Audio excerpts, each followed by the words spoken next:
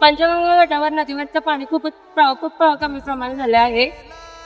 अनेक 2019 आणि 2021ला पुराचं पाणी आलेलं, त्यावेळी स्वच्छता केली होती. पण आता पाणी नदीतील कमी पावसामुळे पावसाचं झालेलं आहे, पाणी खूप कमी झालेलं आहे. त्यामुळं सगळीकडे नदीतील कचरा वरती आलेला आहे. तर नदीतील कचरा विल्हेवाट लावायला पाहिजे. महानगरपालिकेनं लोकांनी भरून न्यावं. कॉर्पोरेशनच्या लोकांनी सगळं स्वच्छ. पंचगंगा नदीवर आम्ही का सगळे उभा आहोत.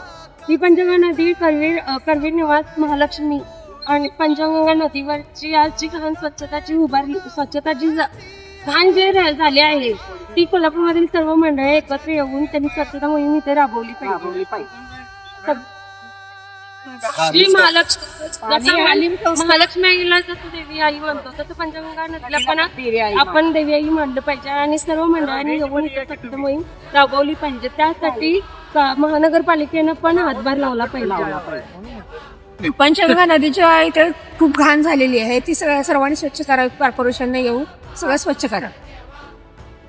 कोल्हापूरकर, पंचगंगा आपली आई आहे, इथे कचरा बिचरा काही टाकू नकोस, ही माझी नम्र विनंती आहे. कोल्हापूरकर, या विषयावर तुमचं काय मत आहे कमेंटमध्ये नक्की सांगा.